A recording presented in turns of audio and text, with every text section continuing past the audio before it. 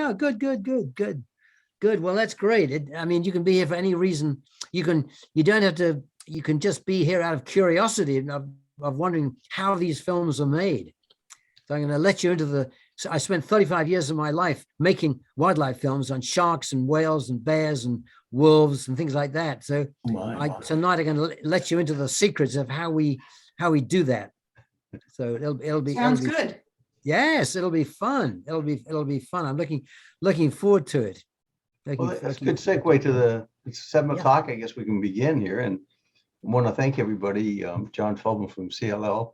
And I want to thank everybody for being here and for Chris giving us this time to make this wonderful, I'm sure, wonderful presentation. It's his 3rd presentation for CLL. And I know there's going to be more to come. And hopefully everyone's read his bio. It's on the CLL website in case you haven't. So you can always go back and take a look at that. And Chris has allowed us to record this presentation so that we can put it up on our website. And we're going to get over to Leisure World to get it on their channel, Leisure World channel. So if you know anybody that wanted to see this and missed it, it should be available shortly. All right. So again, thank you, Chris, for coming here. And we'll just go ahead and get the presentation underway. Yes. Great. Well, it's a pleasure to be here with all of you. Are you all hearing me? When John was talking, there was a bit of a whang. Can you hear me okay? Okay, no good. So when I first got into wildlife filmmaking, into television, it was in the early 1980s. And I brought home a film on bears. And Tom and I were just talking about bears. And I brought home one of the first films I've made. It was on bears. And I brought it home to show my wife, Gail. She loved it. I showed it to her. It was an hour long. It was going to be on primetime television. And it emphasized conservation. It was hosted by Robert Redford. And Gail, my wife, thought it was great, you know. And she appreciated the high quality of the film and our conservation goals. She particularly liked the shot of a grizzly bear stepping through a stream. And the sun was dappling on its back, and you could hear the water dripping off its paws. And she said to me that, and the music was swelling, and Gail said to me, that was fabulous.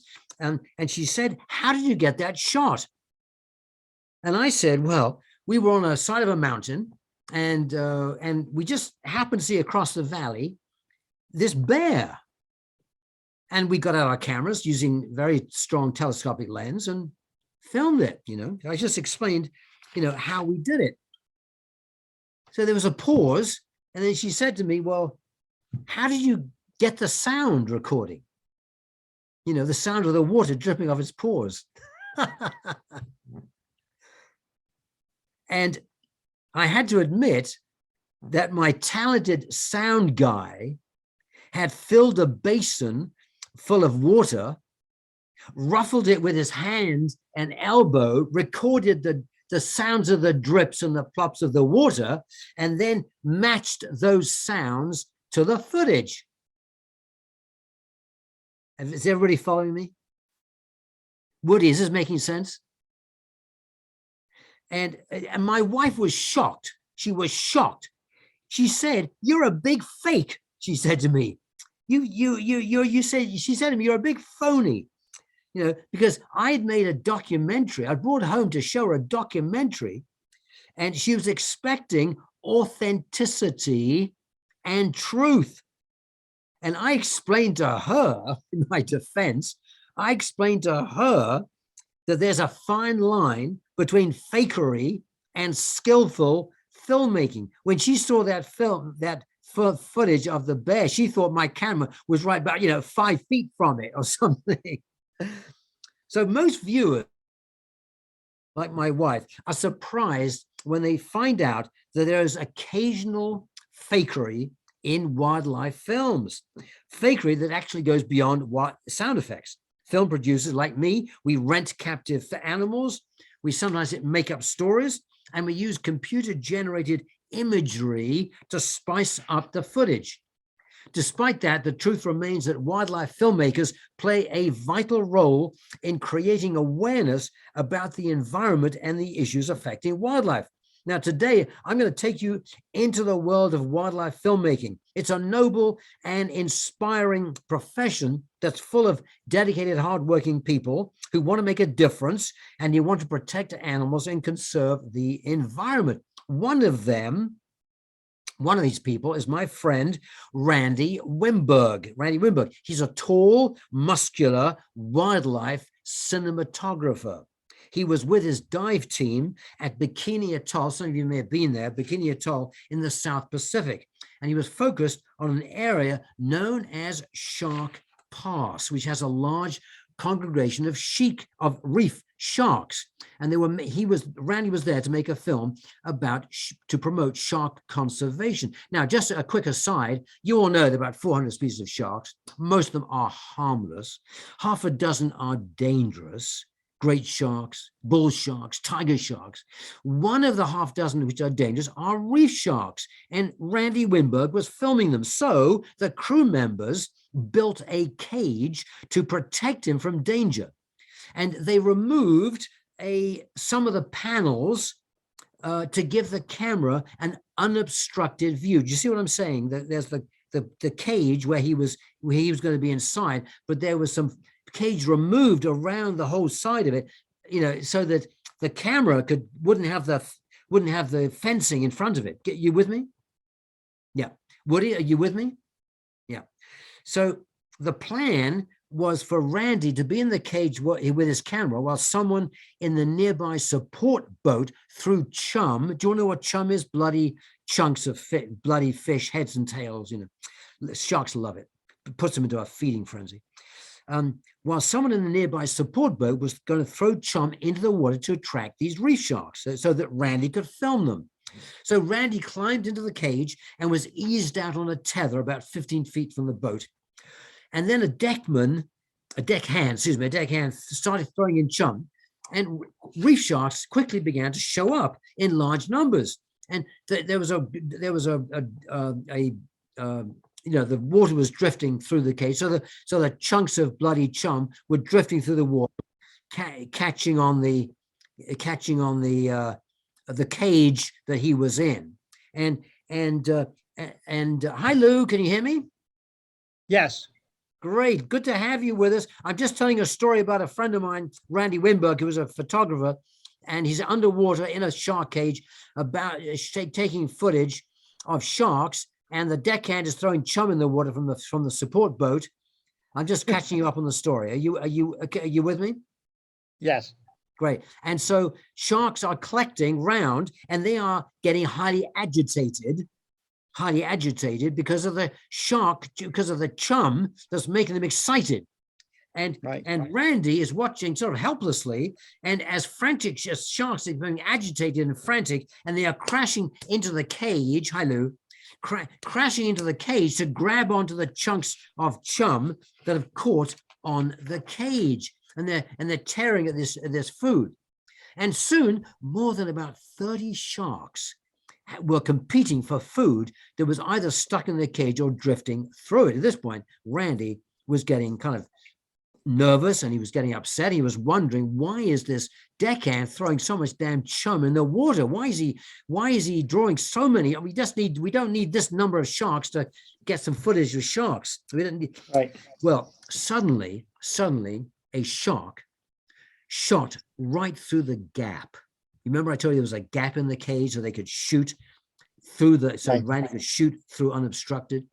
And a shark shot right through the gap and exited out the other side of the cage, grazing Randy as it passed. He tried to remain calm. The camera was still rolling. He was frantically batting away sharks with his camera, stopping more of them coming in, but there were just too many of them and too much chum in the water. Another shark shot through the gap. To Randy's horror, it didn't pass smoothly through to the other side. Instead, the shark ended up in the bottom of the cage and started thrashing wildly around. Randy tried to curl up in the corner of the cage to escape the frightened animal. He knew that the shark felt very threatened and would use its only defense it had, its teeth and its jaws. So Randy was feeling his life was in danger at this point. He desperately attempted to push the animal up towards the exit, but that didn't work. He decided his only chance was to get himself out. Of course, and as he edged towards the opening in the cage, his teammates in the boat above, his teammates saw what was happening, panicked, realized he was in great danger. They frantically pulled on the tether to bring him in, to bring in the cage and raise the cage to the surface. And before the shark could get in a position to bite, Randy scrambled out of the cage and into the boat. And the shark, and so Randy was okay, and the shark was also released unhurt. So this story about Randy Wimberg and the shark raises 3 points. First, why had the deckhand thrown so much chum in the water? Well, he was acting on the instructions from the producer. In the support boat was the film producer, whose job it was to get exciting footage, and the deckhand was just doing what he was told. So the producer first kept saying to the deckhand, "Throw more chum in." He wanted action. He wanted the sharks. He hadn't told Randy this, but he wanted the sharks to be highly agitated, because he knew that would contain great footage, and he knew you need great footage to get high ratings. And if you don't get high ratings, you're not going to be hired again. You are not going to be hired again. So Randy's life was endangered because for the sake of getting exciting footage to help push up the show's ratings. The second thing to tell about this story is that the incident was all about getting what we call a money shot. And what I haven't told you is that a cameraman. Hi, Shirley. Can you hear me? Is this your sister or wife, John? No, Chris, it's not. We're not related. Shirley, can you hear me? Shirley? She's muted. Okay, so Shirley, if you can hear me, welcome. I'm just finishing a story about sharks attacking a cinematographer. So anyway, what I haven't told you about this story is that the producer had put a cameraman in a protective chain mail suit, swimming about 20 feet below Randy outside the cage, who filmed the whole incident. The producer knew that the more dramatic the action, the more successful the film might be. In fact, Randy's brush with disaster became a high point in the film. And the third thing to say about this story is that the film's audiences, all of you who might have watched this film and been excited by it, were misled. The viewers didn't know about the chum. They weren't told there was chum in the water. They just saw these sharks behaving in a frenzied, dangerous way and assumed that, oh, well, sharks do that. No, sharks don't do that. They only do that when they're deliberately, intentionally agitated by film producers like me. So they didn't know about the chum. So many viewers went away thinking that such frenzied feeding behavior happens naturally. So I think the cause of conservation was ill-served. This is at a time when shark population, I don't know if you know this, but we are losing 70 million sharks a year. Shark populations are plummeting worldwide because sharks are unfairly portrayed. So it makes no sense. It's not good from a conservation viewpoint to portray sharks as ferocious attackers. Okay, so how do you film sharks responsibly and not get eaten? Here are some guidelines. You work with experienced shark scientists who know what they're doing. You work with people you trust. Randy learned not to trust the producer he was working with. Work with people you trust. You wear protective gear like that producer was wearing that chain mail suit. So if a shark does bite at you, it won't damage you. It won't get through. You wear protective gear. You are aware, you're knowledgeable about which shark species can be aggressive. I was swimming once near Tahiti in very deep water, and a white-tipped oceanic shark came right up to me, and I was scared because I know them to be dangerous. So you want to know which shark species can be aggressive. And finally, of course, you don't add chum to shark-infested waters unless you're an idiot.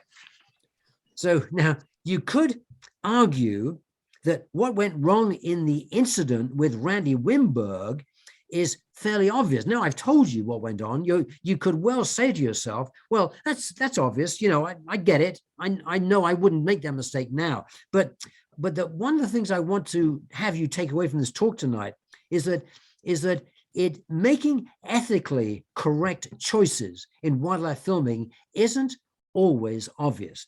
For example, imagine you are a producer. I want all of you to imagine that you are a producer, a successful, highly successful producer of wildlife films, and you have written a treatment for a film. You sold it to NBC. NBC have given you $1 million to make this 1-hour show. It's going to promote conservation. It's going to be on primetime television. You are excited. Your children are excited.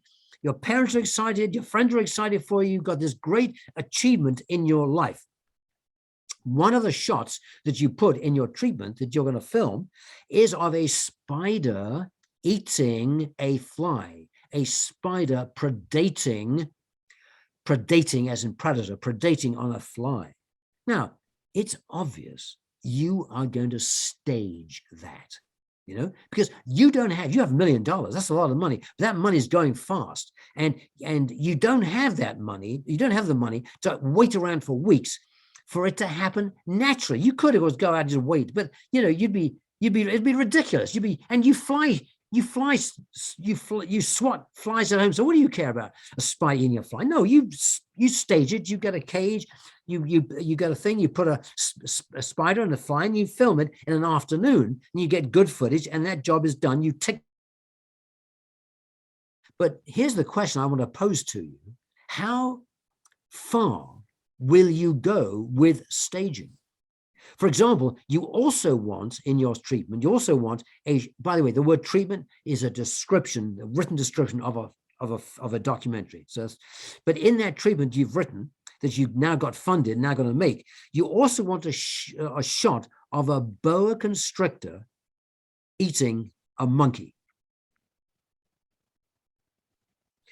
Do you stage that as well, is the question. You know, in other words, you capture a boa constrictor, you capture a monkey, you put them in an enclosure and film the resulting predation. It's routine predatory behavior, happens all the time. And your film, don't forget, will promote conservation. So do the ends justify the means? I would say no, it's not ethical to stage it, but there are some filmmakers who I talk. This is one of the books I've written on wildlife filmmaking. If any of you are interested in photography, if any of you have nieces or nephews or grandchildren who are interested in photography and the outdoors or nature, you should buy them this book. It's a few dollars on Amazon.com. It's called this is called Confessions of a Wildlife Filmmaker, and that's full of stories. And this one is called. This one I also wrote. This is called Shooting in the Wild. Shooting in the Wild. So these two books, Shooting in the Wild and Confessions of a Wildlife Filmmaker, I encourage you to buy as gifts to your nephews and nieces or anybody you know interested in wildlife. They're full of stories about whales and bears and wolves and how we make them. And in a sense, tonight I'm giving you just a brief insight into what's in those books. But the books are full of stories. So all right. So. At this point, let me just step back for a moment and say this: a whole generation of wildlife lovers, including perhaps some of you, were shaped by films you saw from legendary and heroic figures like Jacques Cousteau, Marlene Perkins, Walt Disney, David Attenborough, Steve Irwin. And today, National Geographic, Discovery, Animal Planet, the BBC IMAX theaters have given us Blue Planet, Planet Earth, Wing Migration, and hundreds of other films on elephants, whales, bears, wolves, and other fascinating animals. And I've made a sort of contribution to all that output. And I've worked in this world for 35 years, and I'm still working in it. I'm the president of a big foundation that funds and makes big IMAX films. And I've made wildlife films all over the world. And as I said before, I'm going to take you behind the scenes to show you how important these films are, how well-intentioned they are, and how they occasionally cross a line that they shouldn't. The need for films about conservation has never been more important or more urgent. The threats to wildlife are serious and include climate change, pollution, habitat loss, and human population growth. It was these threats that led me to become a wildlife filmmaker. Back in the early 1980s, I was an environmental activist. I worked at the EPA, I worked for Jimmy Carter, I worked on Capitol Hill. And then when Reagan beat Carter, I joined the National Audubon Society. And I was a lobbyist, was their chief lobbyist for the National Audubon Society. And what I used to do was testify before Congress on arcane issues like solar energy and natural gas pricing. And I was an expert witness on these things, but I began to question my effectiveness. I began to wonder how I could be more effective as a conservationist. Then I read that the Fonz, played by Henry Winkler, put your hand up if you know the name Henry Winkler, the actor. Yeah, good. Then I read that the Fonz, played by Henry Winkler on ABC's Happy Days, had signed up in an episode for a library card. And the next day, millions of kids swarmed the nation's libraries, applying for their first cards. This was to me a revelation. When I heard about this, I knew I needed to use television, not to testify before a few sleepy senators and congressmen. What a waste of time. I needed to use television to reach people, millions of people, with a conservation message.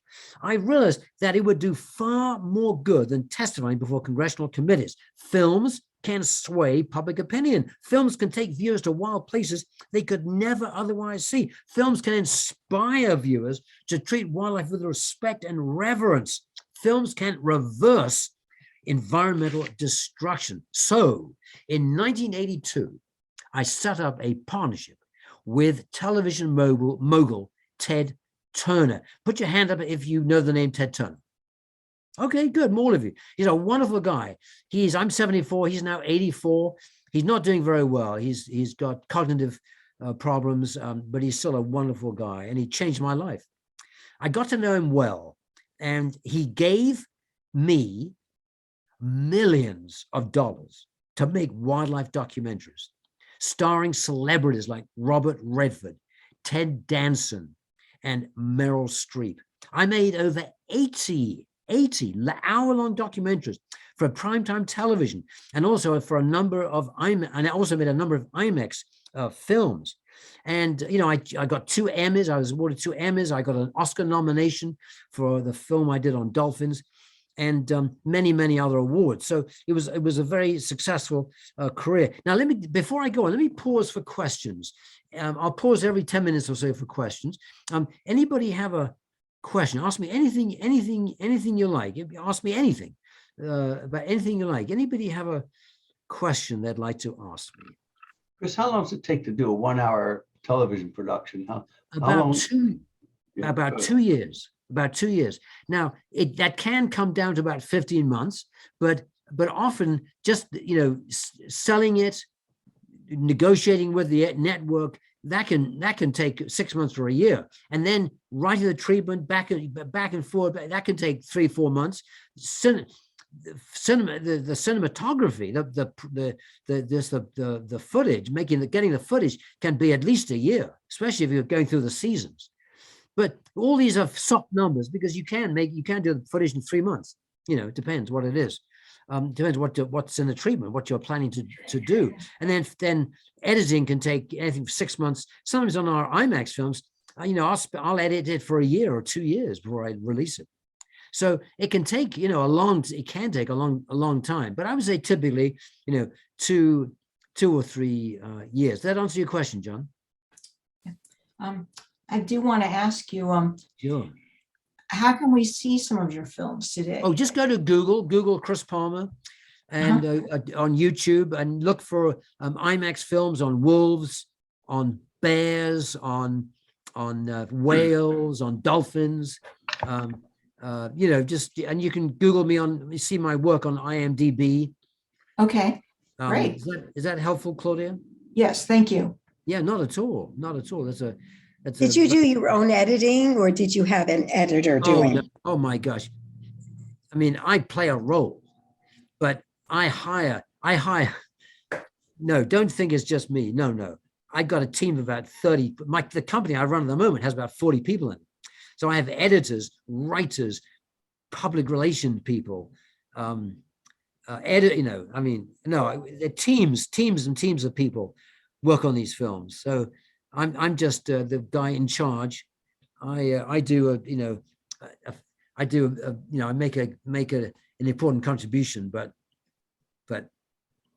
there are lots of people besides me involved in making these films. They are team efforts. They really are team efforts. And it's important to remember that when you see the Oscars this year and you see, the producer coming up to get the award, just remember behind him is a team of 50 to 100 people. So that's a good question. Any other questions? Yes, ask me anything. Yes, I have a question. Oh. But Tom, go ahead. No, go ahead, Woodrow. Okay, my question is somewhat philosophical, but I'd appreciate your insight. Sure. I write mainly nonfiction, and I'm concerned that the vast majority of both the written material and also the videos have some type of fictional basis, which you just explained. Right. And we have kind of merged the lines. Colleges teach courses on creative nonfiction and historical fiction. It's really difficult for particularly our younger generation to know what's true and what's not true. What's your thoughts? Oh, my thoughts are total empathy with your point, Woody. I mean, it really worries me. And these books that I wrote became very controversial because they attacked the wildlife filmmaking industry for the very thing you just said. It takes them to task for the ethical errors that people like me make. And I openly admitted my own mistakes here. And that's why I say this book is full of stories about wildlife filming, how we make them. And it's fascinating, and so, yeah, it really worries me intensely. That people, are confusing fiction and nonfiction, confusing truth and phony, what's phony and not. And I've been in this. I mean, I made a career not only out of making films, but out of lambasting my colleagues for their errors of their ways, and lambasting myself and cascading myself for things I did wrong. It really is shocking. I'm going to give you some little clue in this talk I'm going to go on giving in a minute. I'll give you some clues to what we do wrong. But I mean, for example, I made a film on whales. One of the shots in that film is we're underwater and you see a skeleton of a whale. We talk about how humpback whales, they migrate up the West Coast, are sometimes attacked by killer whales and eaten, killed, and predated on. Well, you watch that film and you think, okay, that's fine, but we put that skeleton in the water. And we didn't tell. Now, that would have been fine if we'd said to the audience we did it, and these films need to be more honest and open. But I was ethically inerrant there, when we did that. And another example, in that same film, we see a mother, we call them Echo and Misty. We see a mother and daughter humpback whale leaving Hawaii for their wintering grounds up in Alaska. Excuse me, I misspoke. For the feeding grounds up in Alaska. And then 10 minutes of the film, tensions mounting. Will they get there? Will they get there? And in the meantime, we've gone through all sorts of threats they face. And then the music swells and suddenly we see them. We see them, and there's Misty and Echo entering their feeding grounds in Alaska, and there's a huge relief. And the audience is elated. Oh my goodness, thank goodness they got there safely. Well, you know where this is going. Those two whales are different from the whales that we shot in Hawaii. you know. But we lied, and now many wildlife filmmakers will say to me, Chris, you bloody idiot, that's just the skill of filmmaking and storytelling. Don't ruin it for everybody. Don't spoil the fun. Don't give away our trade secrets. But I have given away these books I've written are full of trade secrets of how we make these films, and I'm going to give you some. I'll give you some more examples tonight. So, Woody, thanks for your very good question. It's a profound question, and something that all of us need to be very careful about. And when we talk to younger people, try and raise their awareness of the of what it's important to be truthful. Okay, shall I go on? So Chris, I just Oh, had a sorry, couple- Tom, I'm sorry, please. I just had a couple comments, take your not a time. question. No, take your time. My grandfather grew up with Marlon Perkins in a one-room schoolhouse in Carthage, Missouri. Fantastic. He said that Marlon always had a snake or a frog or something in his pocket. And Yeah, of course, he went on to become famous for Zoo Parade and Mutual Yeah. of Omaha's Wild Kingdom. yeah. And Ted Turner had a ranch right across the road from where I lived in Montana. Oh, And yeah. you could see the bison there throughout Yeah. the winter in the snow. And Yeah. he is a great conservationist. He is. He's done so much in terms of turning back a lot of the progress in terms of current days. It almost looks like the 1800s on his ranch Yeah. over there. That's right.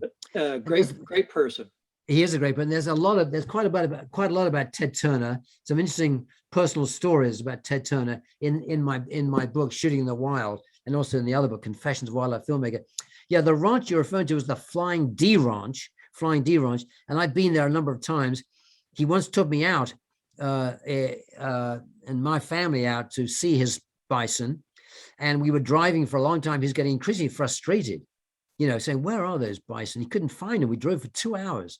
And I was with him in his car in front. He was driving. Behind me was my wife, Gail, with his oldest daughter, who was very pregnant at the time, and our 3 daughters, and 5 of them in the car behind us. And we kept going and we kept going. We couldn't find them. And Ted was getting so frustrated. Finally, we found them. And Ted drove slowly right into the center of them. And we were surrounded by these breathing, massive behemoths of these bison, and it was wonderful and so incredibly peaceful. Suddenly, Ted started screaming, "Get back in the car! Get back in the car!" He'd looked in the rear mirror, and his daughter, who was pregnant, was dying to go to the bathroom, dying to take a pee.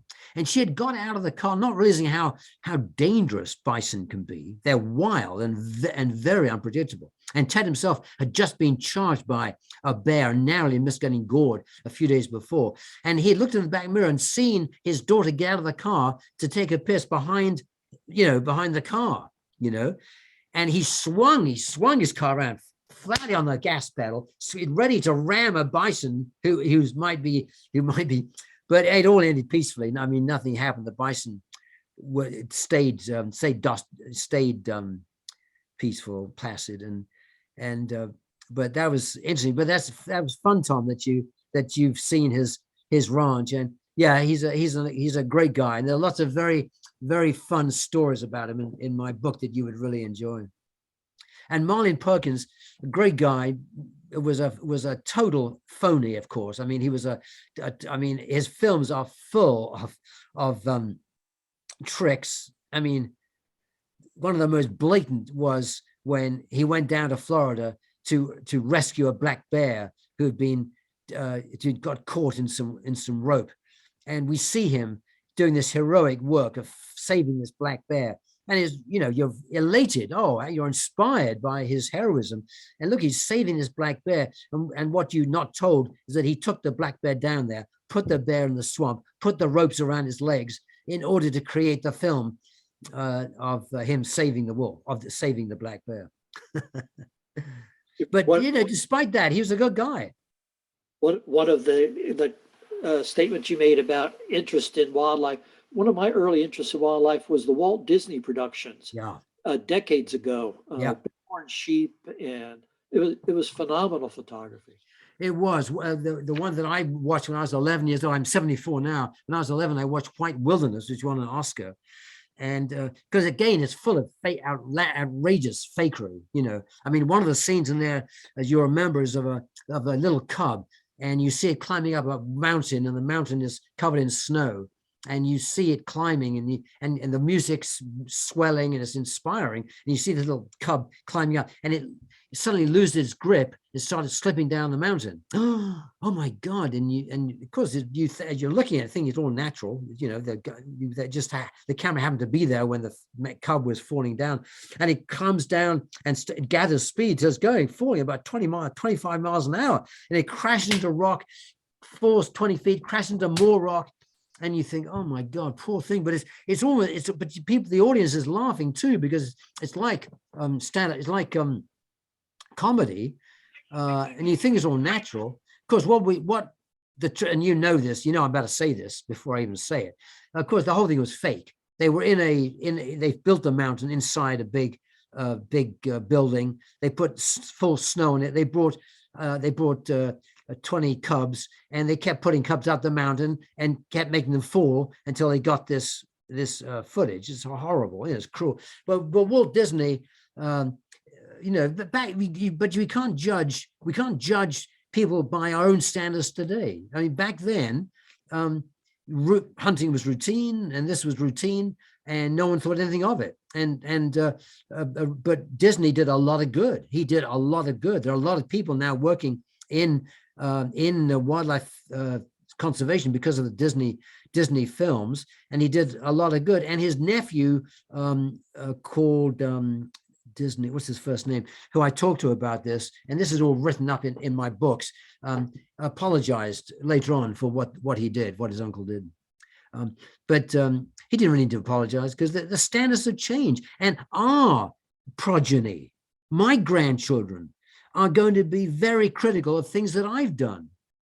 They're going to criticize us for factory farming, for example. They're going to, in the year 2100, when factory farming is abolished, and people are going to look, our great grandchildren will look back and think, how could they, in the early part of the 21st century, how could they have just done this to chickens and pigs and cows? They'll just be repulsed by our negligence and cruelty. So standards change, and you can't always judge what happened 50 years ago by our standards of today. Shall I go on with my talk? Tom, thank you so much for those comments. Thank you, all of you, for your excellent questions. Okay, so let me now show you some clips from IMAX films that I've made. I want to thank John in advance. He's going to help me do this. Show you some clips, and I'll focus on 3 animals: whales, wolves, and then bears. Each clip is about 3 minutes long. I'll talk between each one, but let me start by showing you the whales one. But before I ask John to show it, let me just say, this is the first IMAX film I ever made. Was about whales. Whales are, as all of you know, are magnificent, beautiful, and complex creatures. I've swum with humpback whales in Hawaii, and they're stunning to see on the surface, because they're so athletic and acrobatic, the most acrobatic of all the baleen whales. But underwater, oh my God, that is something to behold. To see the white glint on their flukes and so on. They're stunning to see. We made this IMAX film to promote whale conservation. The threats to whales, are dire, including noise, plastics, fishing nets, pollution, ship collisions, oil slicks, and of course, whaling. Japan, Iceland, Norway still hunt whales. So I've read just a few weeks ago that I think Iceland is now slowly going to put a stop to their whaling, which is good news. All right, John, let's show, if we may, the footage on whales. Thank you, John.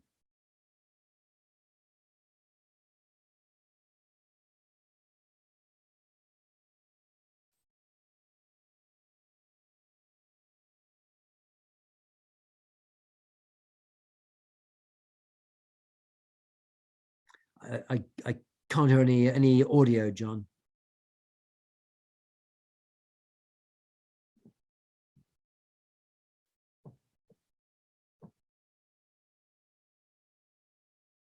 So these are southern right whales. Since there's no audio, I'll say something. These are southern right whales. We were filming in Argentina. John, there's no sound. Can you hear me on that? Hi, John. There was no sound. Nobody else can hear anything? I could hear it. Oh, Oh, sorry. no, don't worry. Don't worry at all. I mean, you can just play without sound, and I'll just tell them what's going on. No problem. So, so we're in Argentina. These are southern right whales, which are highly endangered. This is one of our assistants, Kim. She's about 23, and she's and you can see those big. Southern whales in their habitat.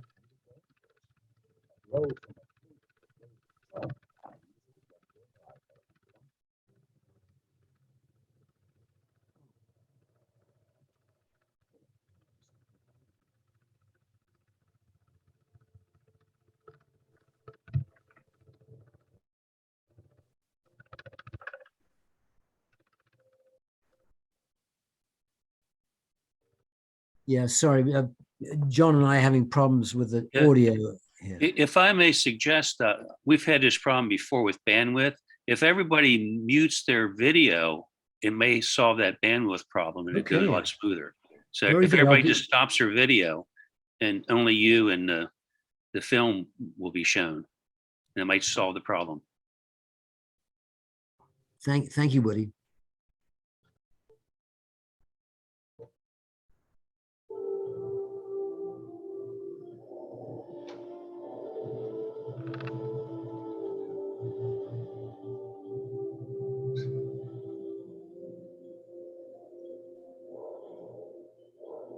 Eye to eye across the gulf between species.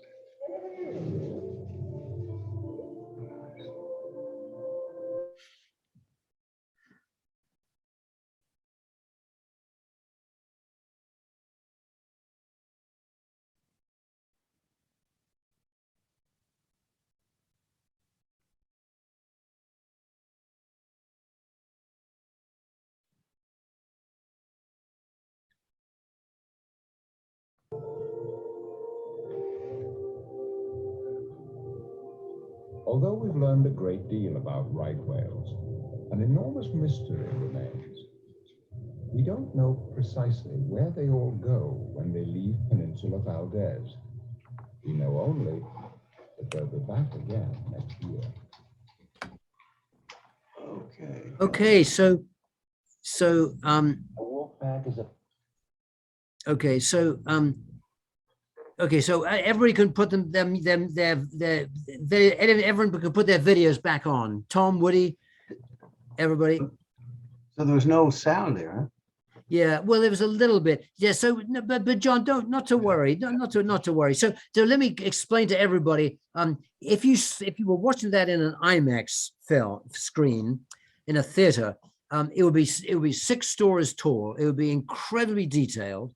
The sound would be magnificent and completely envelop you. So you're getting just 1% of what you should be getting here, but it doesn't matter. The point, I can still get the point across that.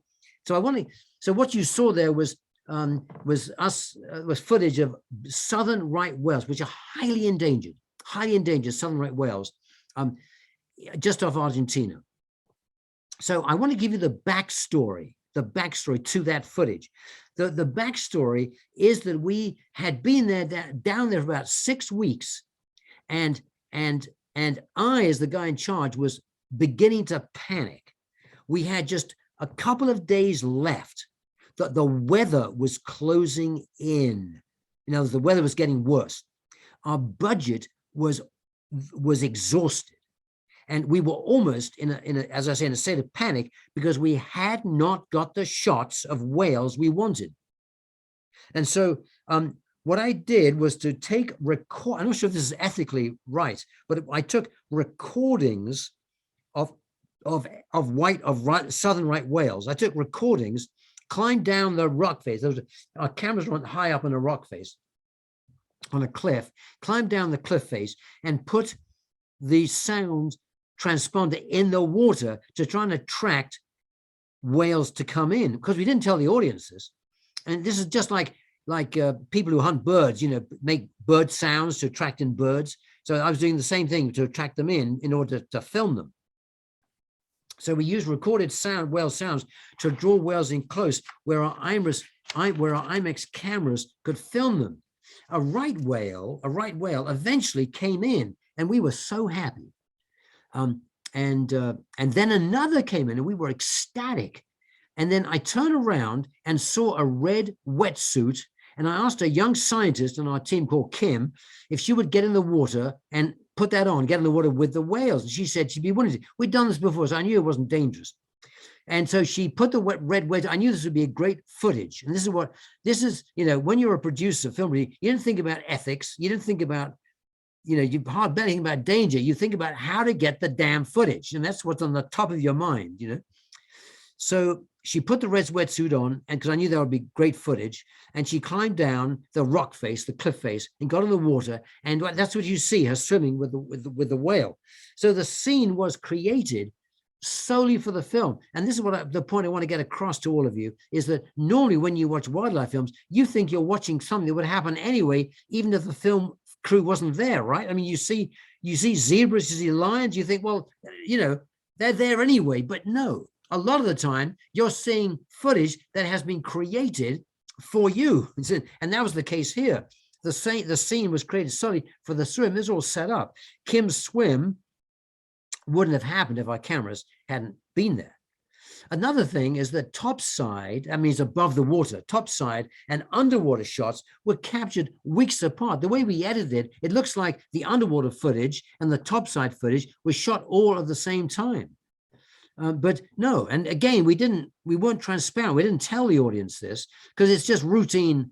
You know, it happens routinely in wildlife films. Footage shot in different times is put together. They'll make it look like it was shot at the same time. This talks, Woody, directed to your question 10 minutes ago. So they were captured weeks apart, although we give the impression in the film that it was all shot at the same time. One good thing is we shot from high up on the cliff, so the whales were unaware of us and our cameras and behaved naturally. That rarely happens. That rarely happens in wildlife films. Most of the time, the animals are usually aware of the film crew. They're aware of the film crew, and they have to be habituated. We'll often spend a week habituating animals to the noise of our cameras. You know. By the way, this IMAX film on whales cost over $3 million to make. $3 million to make. Guess how much it grossed at the theaters? 70 million. 70 million. Let me pause there before we go on to the next clip. Let me pause for questions. Anybody have a question, a question for me or a comment, anything at all? Yes, Claudia. Yes. So I'm aware that, you know, with these films, you're the producer, and I get the impression that, you know, you are the filmmaker. How much input do you have to the editing of the films? Oh, total. You do? Okay. But I also delegate. I mean, I also say to my editors, because I'm not a film editor, but I say to them, my film editors, listen, you do your best with this. And I'll say, here's the suggestion, and you got this. You know, I'll give them a lot of help, and a lot of input. And I'll say, no, that doesn't work. No, please try again. That sequence doesn't work. You know, Okay. but so they have to ultimately satisfy me. But no, I leave it to them. They will spend months. You know, I'll just go in for half an hour and make their life miserable, but they'll spend months and months, and I'll pay them a lot of money to do it. Okay, thank you.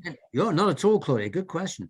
Any you know, Tom, it's funny. Your head is exactly where the grizzly bear is. So it looks like you've got the body of a bear. I'm just teasing you. Okay. Believe me, that's the furthest thing from the truth. So Yeah, what kind of underwater cameras do you use? well, those were IMAX underwater cameras. They weigh about 350 pounds with their underwater housing. And we use a winch to get them out of the water. We winch them out and winch them in. It's really funny. I mean, we have a team of, half a dozen muscular guys just to handle the cameras. And of course, in the water, they're heavy enough so they can float. So in the water, they're a little more maneuverable, but they're very heavy, and so they're IMAX cameras. An IMAX camera usually weighs about 150 pounds, but when you put the housing on it underwater, it goes up to 350. So they're very heavy and cumbersome. Now all our films are shot in 3D, and those cameras are like refrigerators. You would not believe them. They are huge. They're like little Volkswagens. I mean, they are huge. These 3D IMAX cameras, unbelievable. Of course, that's soon going to go all out of date because they'll be replaced by rapidly developing digital cameras. Good question. Anybody else got a question? Okay, I'll go on. So let's go on to the second clip. So John, let's show the second clip, and don't worry if the sound. Just play it through, and if the sound doesn't clear, I'll just talk through. So this is from our IMAX film on wolves.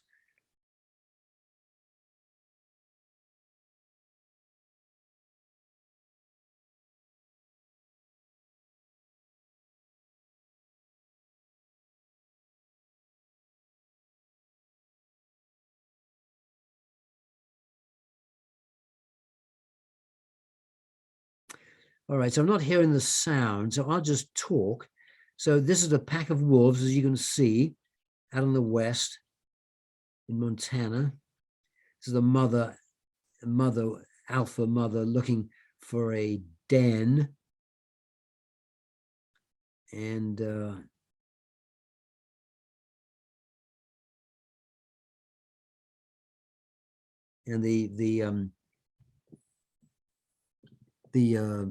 narration is saying that the whole pack is involved in the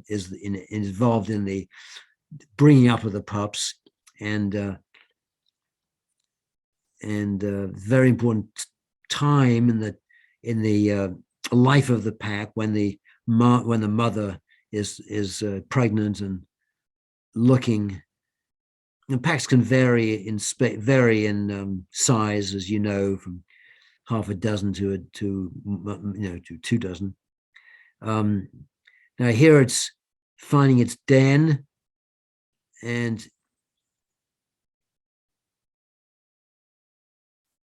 in a tree trunk. Here's the rest of the pack.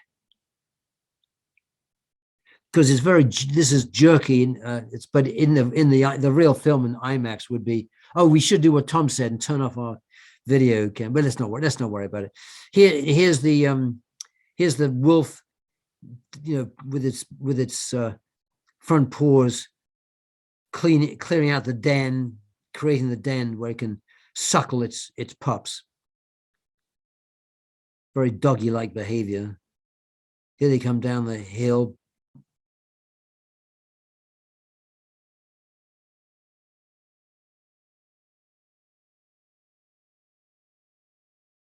Wolves tend to be skittish and hard to get near them.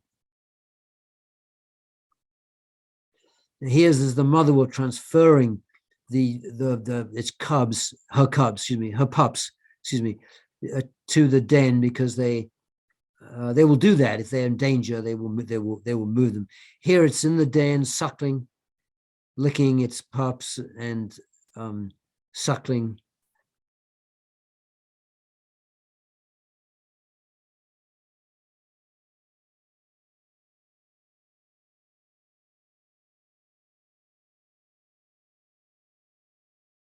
Here's the pack waiting outside, waiting nearby. It's grueling heat, and they are just panting and trying to keep cool. Okay, stop there. Okay, so thank you, John. Okay, so In our IMAX film on wolves, the one you've just seen a short clip from, we showed close-ups of a wolf pack interacting in complex, subtle ways. The film was designed to combat the misinformation campaigns of the ranching and hunting kill lobbies, which portray wolves as vicious killers fit only for destruction. We wanted to focus attention on the relationships within a family group and on the important communal task of rearing a litter of pups. We wanted to put their rich social lives on the screen, but filming the intimate lives of wild wolves is virtually impossible because they do not tolerate the presence of people. As a result, and this will shock you, we rented captive wolves. This film was very successful. I took it all around the country. I gave lots of speeches about it. And after one screening, a young man, a teenager, looked about 18, in the audience, in the front row of the audience, put his hand up and said to me, after congratulating me on the film, said, "How did you film that amazing shot of the mother wolf in the den?" My heart sank. Answering truthfully meant betraying trade secrets. I was not eager to reveal that the den in which the mother wolf suckled her newborn pups was an artificial set, nor did I want to admit that we used captive wolves rented from a game farm. These are things that viewers are never normally told. I was facing a moment of truth. I decided to come clean with an apology and an explanation. I explained that the wolves were rented and captive and the den scene was staged. I could feel the audience's disappointment. The excited mood in the theater deflated. They had naturally assumed the wolves featured in the film were wild and free roaming. And why wouldn't they? We had deliberately and intentionally given that impression through the film. One positive thing about using captive wolves is that it means the film crew doesn't have to interfere with and disturb wild, free-ranging wolves and habituate them to people, which would not be good. So that was a big plus. Before I show the next clip on bears, let me pause there for questions or comments. Any questions or comments? I see Woody taking a big drink of a gin and tonic after getting that shot from me of the wolves. The wolves are absolutely fascinating. They were reintroduced into Yellowstone in 1995. Yep. And there were a number of packs, and some of the courses that I took, we could actually get up fairly close to the wolves with spotting scopes. Yeah. And you could see the pups lick the corners of the mother's mouth to get them to regurgitate food. Yeah. So that they would cache food in the banks of the river and all. Right. It was absolutely fascinating. But a lot of packs, the Molly pack, the Druid pack, the Slough Creek pack, there were about 12 packs at the time, shortly after the reintroduction. And just fascinating. There is some great footage done by Yellowstone on the wild wolves. It's certainly worth looking up. And Absolutely. Absolutely. Tom, thank you so much. You and I have a shared fascination with wolf reintroduction in Yellowstone. And thank you for sharing that. I appreciate hearing that very much. Anybody else have a question or comment? Okay, then we'll go on. I think let's show the bears. Let's see how we're doing on time. 7:59. Okay, just got a little more time. So this is from our bears film on wolves. Let's all take our video off. See if that makes a difference. I'm going to stop my video.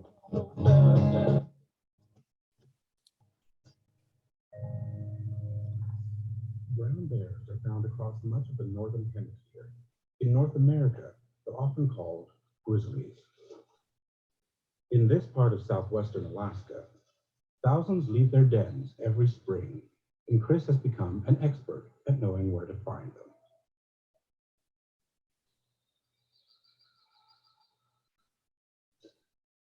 The saddest thing for me is that every year some of the bears I've come to know don't show up in the spring.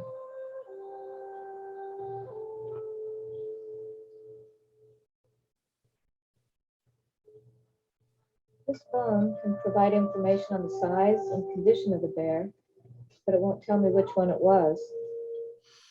I just hope that it doesn't belong to one of my favorite bears.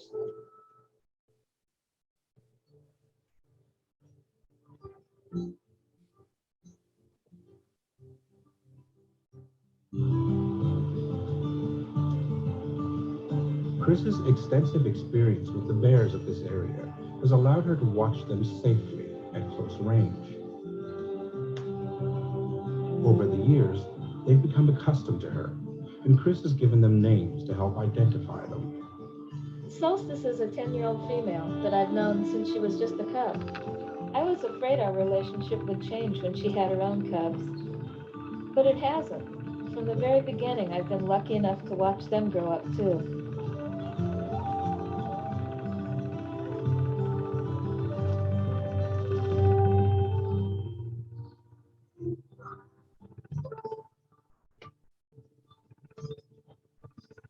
In Alaska, cubs usually stay with their mother for 2 to 3 years before they go out on their own. Last spring, when they were only 6 months old, I could already see the differences between them. One cub was pretty timid and stayed close to mom. The other was much more adventurous, a lot like Solstice when she was a cub.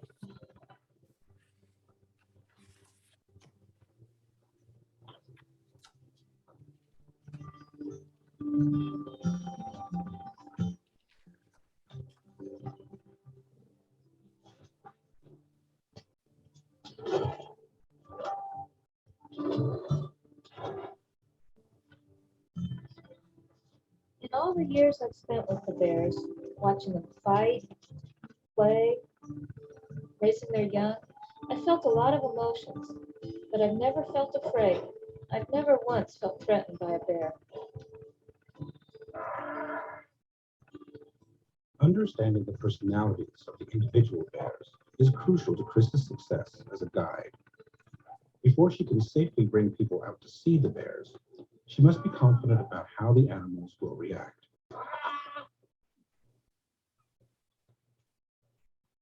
Her approach is a combination of caution, patience, and tremendous respect.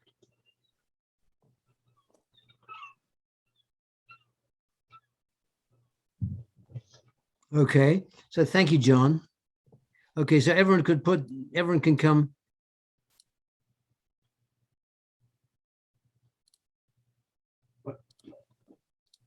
Oh, okay, sorry. Okay, so yes, everyone can put their videos back on.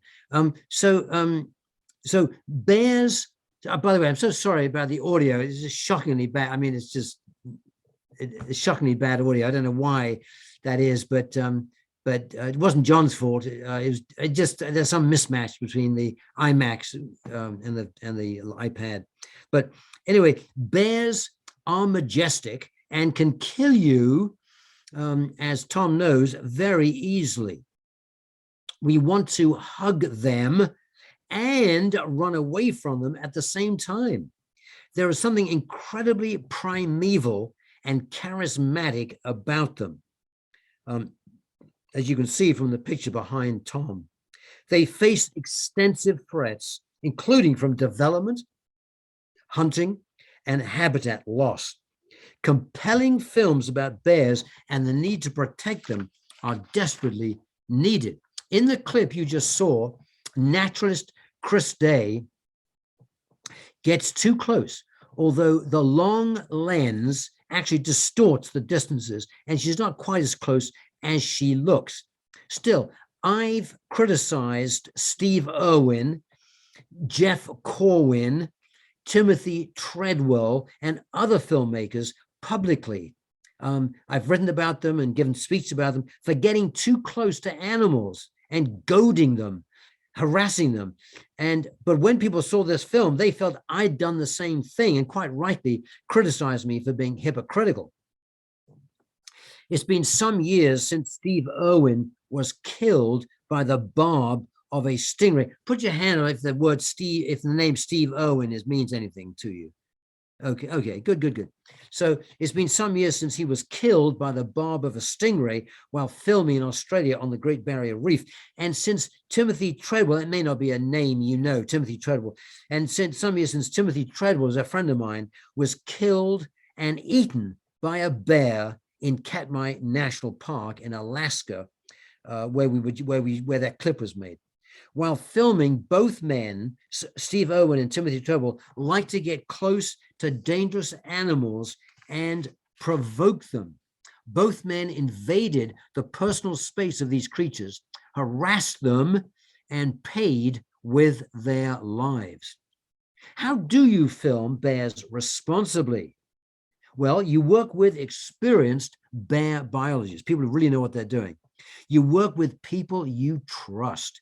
You don't get too close. You use powerful telescopic lens. You use remote cameras and drones when appropriate. You use captive bears when appropriate. You never feed bears. A fed bear is a dead bear. You're alert to their body language. As you get familiar with bears, you know when they're agitated and unhappy. And most important, you don't surprise bears.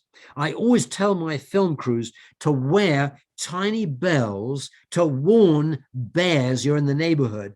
You're in their neighborhood. I also tell them to look out for bear scat, readily recognizable because it contains tiny bells. Okay, Judy is looking at me thinking, what the hell did Chris just say? Okay, so it was a joke. It was a joke. The joke is I tell my crews to wear tiny bells to warn away bears, and then to look out for bear scat, which is readily recognizable. And here's the punchline: because it contains tiny bells. Okay, let me pause there for questions. Anybody have a question or a comment before we go on? Did Chris happen to carry bear spray with her? Yeah, she did not, but it's sensible to do so, and you should do so.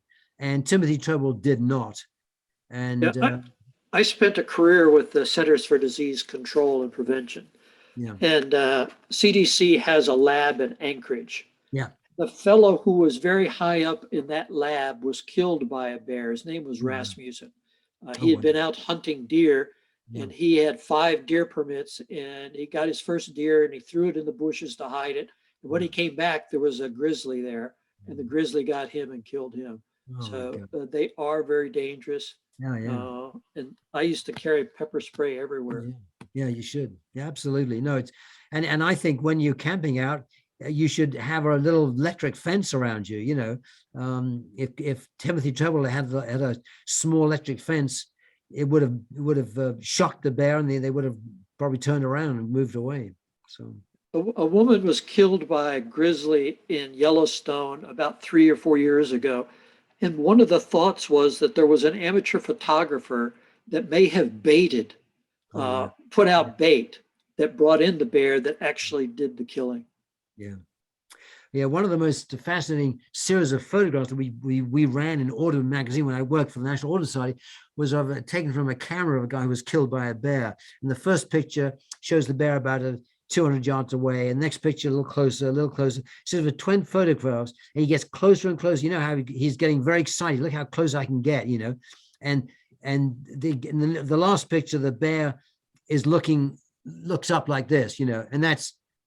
Then after that, he's dead. The bear charges him and kills him. And then the people recovering his body found the camera with these pictures in it. Mm-hmm. I talk a lot in here about bear attacks, and why they occur, and a lot of stories in my books about bear attacks. Yeah, I have a question with bear attacks. I had heard, now black bears attacks apparently are very rare unless you get between a mother and a cub. But for grizzlies, and this is what I'm trying to confirm, I had heard that 90% of the attacks occur on women during their menstrual cycle. Is there any validity to that? No. Okay. There's a book called Grizzly Attacks, written by Professor Herrera, who spent years researching bear attacks and that type of thing. Generally what bear experts say is there isn't much validity, although you've got to leave a little space because they got they got highly effective noses, and so they could, you've got to allow for the possibility they might detect menstrual blood. But generally, when I've asked experts this, they've said they think it's unlikely. Much more likely is the smell of food left over from dinner, or something on the ground that draw them in, or just curiosity, and then a bear will suddenly move from a defensive attack when they think they feel a threat, and to suddenly think they've got a meal, and then it'll turn it from a defensive attack to a predation attack. And that's probably what happened to Timothy Treadwell. He went out to shoo away the bear, which he'd done many times in the past, and the bear was a bit cranky and didn't move and wouldn't shove off and move away. And then the bear suddenly realized, wait a minute, there's something I could eat here, and then it became turned into a predatory attack, which and he had nothing to defend himself in. One of the big bear people interactions in Montana occurs during elk season, and bears have become behaviorally changed, that they run to gunshots because they know that there's going to be a free carcass there. Isn't that fascinating? And so they'll come running to a gunshot, find a hunter there with an elk on the ground, and all of a sudden you've got a problem. That Tom, I have not heard that, but that is so fascinating. That is so fascinating, and so it rings so true. And I'm with you. I understand completely, and it makes sense, and yeah. So any other? That's a very good discussion. Any other comments? I have a general question. Sure. What is your most favorite animal to film, and what is your least favorite animal to film? Well, the most favorite animal to film is dolphins, because I love being in the water with them, and I've been swum with them all over the world, and off Tahiti and various places, and they're so beautiful and so lithe, so agile. They move with such alacrity, and they're so at home in the water. They're mammals, as you know, they breathe air, and yet they're so at home underwater. It's unbelievable. So they're beautiful, and they're intelligent, and they love to play, and they get bored quickly. So if you don't entertain them, they'll move away. But I love also bears and wolves are my also favorites, and whales are my favorites. I mean, they're all fascinating. Least favorites, probably, and this is not good, but probably the ones which are more insipid and dull, and need protection but don't get it because people like me don't make films about them. The ones, insects and creatures that won't attract an audience, so I can't get them funded, so I don't make them. But those are the ones we need to protect. We need biodiversity for, and so it's easy to make a film about an attractive, appealing animal like a dolphin or a whale, or a shark. But we need to make films about creatures that are less appealing but that need protection, and it's one of the challenges that wildlife filmmakers like me face. How to make those films about animals that we don't care about, but we should care about. Any other questions? Hey, Chris, well, my wife and I were in Alaska, and we went down to Katmai province down there, and we did some bear watching there, and we probably got within 30, maybe 40 feet of one of the bears was lying there, and it just picked his head up, looked at us, and put his head back down. And we had no weapons, and unless the guide had bear spray, but absolutely nothing, and we didn't feel threatened or anything. No, isn't that amazing? And they didn't feel threatened because they're habituated to people looking at them, and they know that they probably sense that if they got too close, they would be in trouble. So they just stay their distance. They know, and the thing is that you thanks to your guide, you and your wife treated them with great respect. You didn't move fast. You didn't run up to them. You didn't try and pat them, or I mean, you Sure, kept kept your our distance. distance. Yeah, you kept your distance, and if they had moved closer, they could have even come closer. I mean, but your guide would not let you move closer to them. But if the bear had moved closer to you, she or he would have allowed that, as long as you kept completely still, and exhibited no threatening behavior towards the bear. So it is quite amazing how close you can get to them. And we hear about the attacks. What we don't hear is about the thousands of times when nothing happened, like with you and your wife. Yeah, I have a question. Now, this has to do with white-tailed deer versus bears. White-tailed deer, and we got several here in Leisure World, is you can walk right up to them, and what I've heard is if you make eye contact with them, it's a form of aggression. Wow, So as long as you don't make eye contact with them, you Hmm. look at their shoulder, look at their rump, you interesting. can get very, very close to them. Is a Yeah. bear the same way? Do they view eye contact as a form of aggression? I don't know the answer, Woody. I should know the answer. I think the reason I don't know the answer is because it's very rare you get that close to a bear Okay. and need that information. And normally you're looking at its ears and Mhm. hairs bristling and other indicators of agitation and discomfort. Mhm. So I don't know the answer. I would be fascinated. I wish if you get the answer to that, I would love to hear the answer. I'd love to know that. I hadn't heard that about white-tailed deer. Yeah. And that's it. You taught me something. I didn't Well, know the that. particularly in the fall during the rutting season when you have competitive bucks, Yeah. that's an issue. Females are more tolerant to make eye contact with you, but Yeah. bucks, particularly when they're fighting for their area of dominance, Yeah. that's Fascinating. that's a precursor to aggression. Yeah. Right. Well, you've taught me something new, Woody. I'm delighted to learn that. I did not know this. It's fascinating. Yeah. Great. Yeah, I've watched somebody here at Leisure World feed the deer out of their hand, and the deer come over and just eat it. So they're kind of used to us too, I think. Oh yeah. I read the other day that they are carrying COVID, and so I think that probably means we should be more careful about getting too close to them. Did you read that? Yes, there was a study out of Iowa, which several states have passed around, and COVID, as it was evolving, people were concerned about leaping to a species, the species modifying it, then sending it back to us. Yeah. And white-tailed deer are very dominantly spread throughout the entire country. So that was the first species they looked at. Yeah. And yes, they did find antibodies or antigens Yeah. in like 40% of the deer, Yeah. which doesn't mean that if they're going to manipulate the virus and send it back to us.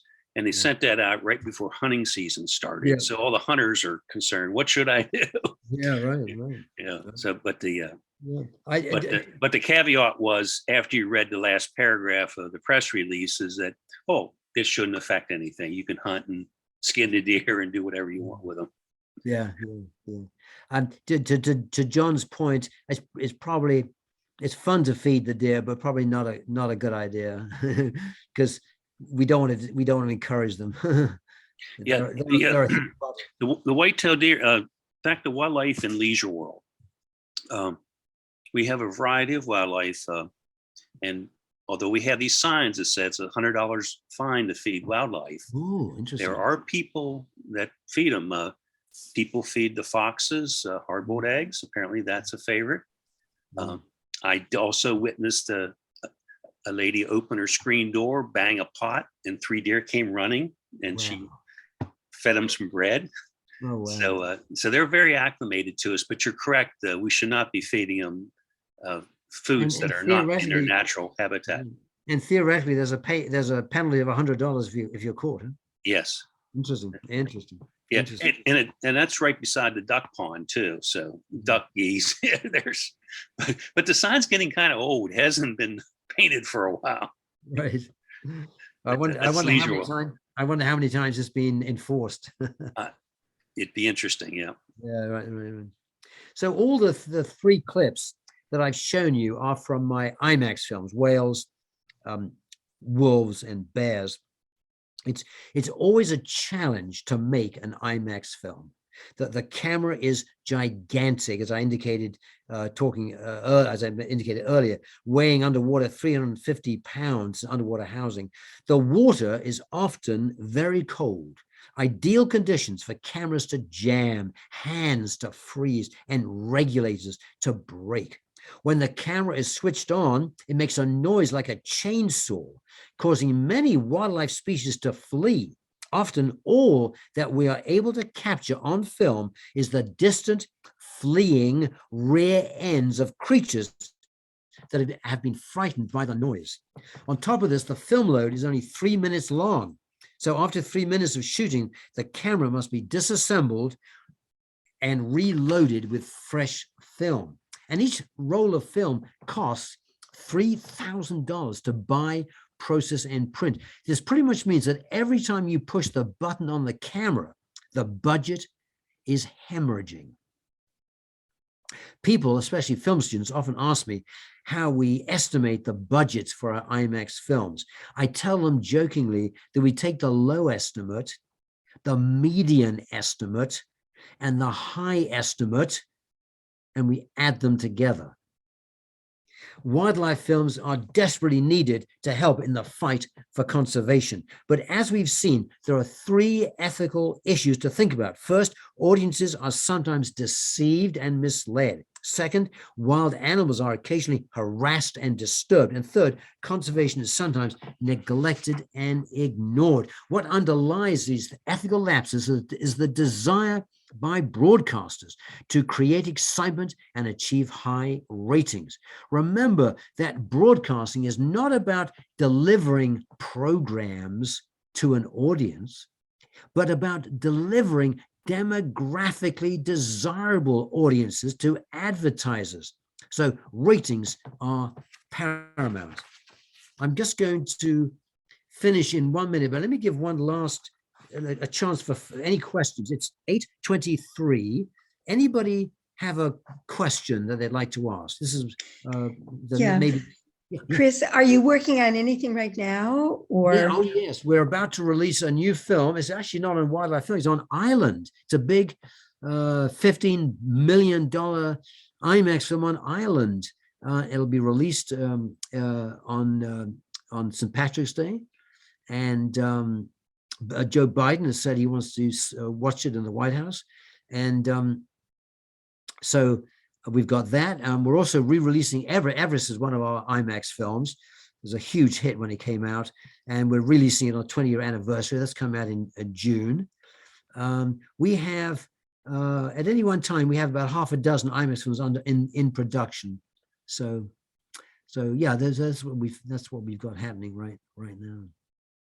Yeah. One last question you prompted is there a IMAX digital camera? Is that the Yes. technology? Yes, it's up to this point, we've been rather snooty about it in my company.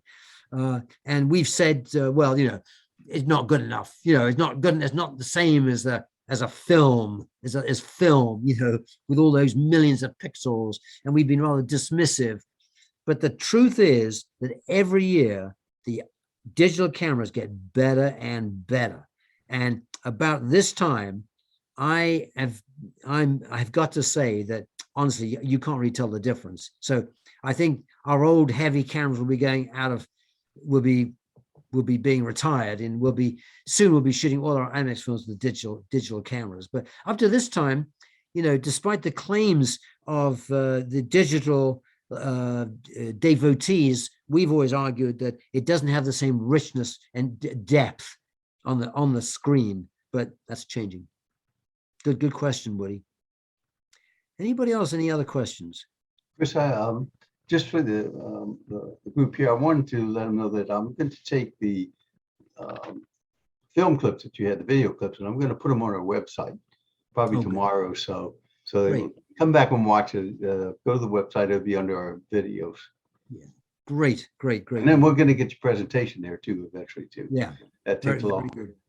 So just to finish up, as I said at the start, wildlife filmmaking is a noble profession, and I think a vital one, despite all its challenges. We have become a video-driven society, and films and videos can play a major role in raising our awareness of the wonders of the natural world and the importance of protecting it. We must all be responsible stewards of this amazing planet. So one just last chance for questions. This is the final chance for any questions and comments. Then I'm going to finish with one final thing. That'll take 30 seconds, and then we'll end. I'll hand it back to John. But any final question from anybody on anything, or comments from anybody on anything you'd like to ask me? Anything you like. I'd just like to say thank you.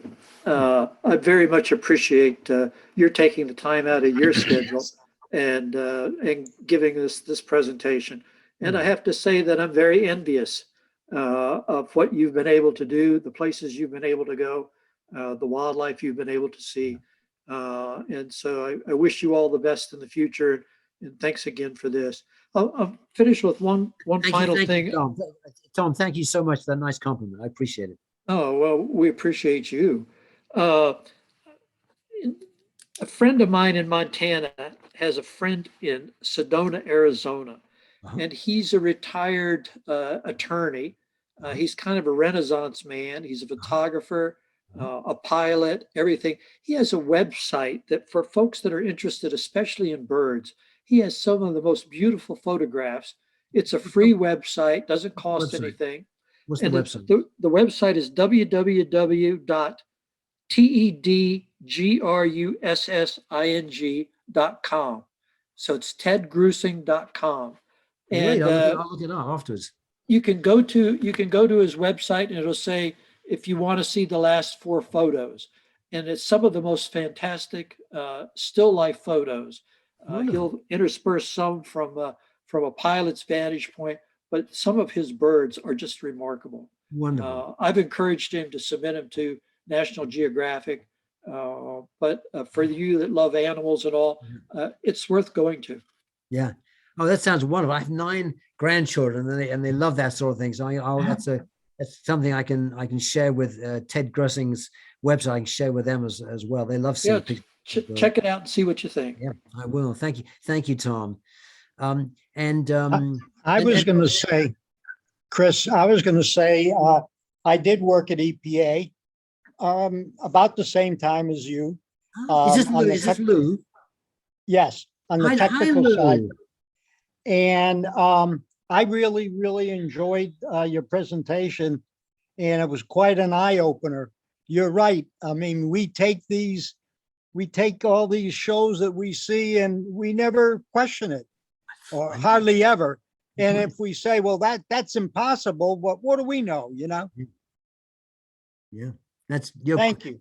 Yeah. Lou, it's so nice to hear your voice, and thank you so much for coming tonight. Yeah, this is why I wrote these 2 books, exactly for that reason.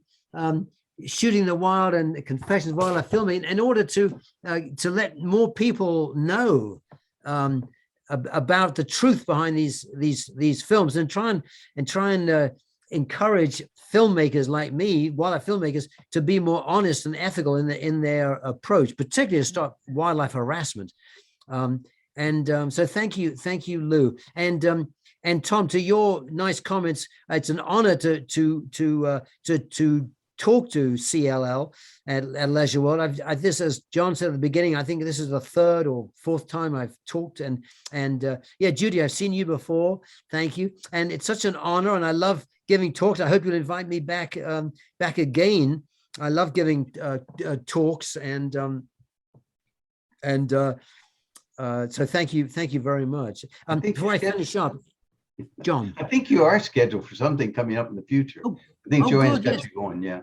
Oh yes, good. I forget what the subject is. Is it writing memoirs or something? Or I forget. We'll have to ask Joanne. I think it is a class, okay. right? It's a class. I think a few presentations. Yeah.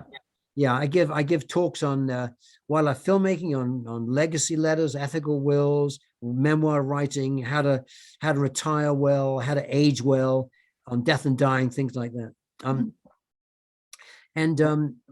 So before I finish up, any final comments from anybody, Irv or Claudia or Woody or Judy or Tom or John, anybody, or Lou or Dan, any final? This will be the last chance. We just want to thank you for an excellent presentation. Very, very informative. Thank you so much. Oh, it's an honor. It's an honor for me. I'm so delighted to do it. It's really fun to spend time with all of you. And you asked such good questions. I was very pleased by the questions. So I just want to end. Anybody have any final comments from anybody?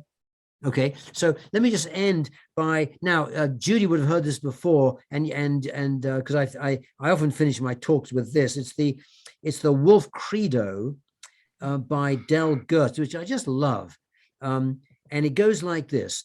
I fell in love with this when I was making films on wars and saw how true it was. It goes like this: the Wolf Credo: respect the elders. Teach the young. Cooperate with the pack. Play when you can. Hunt when you must. Rest in between. Share your affections. Voice your feelings.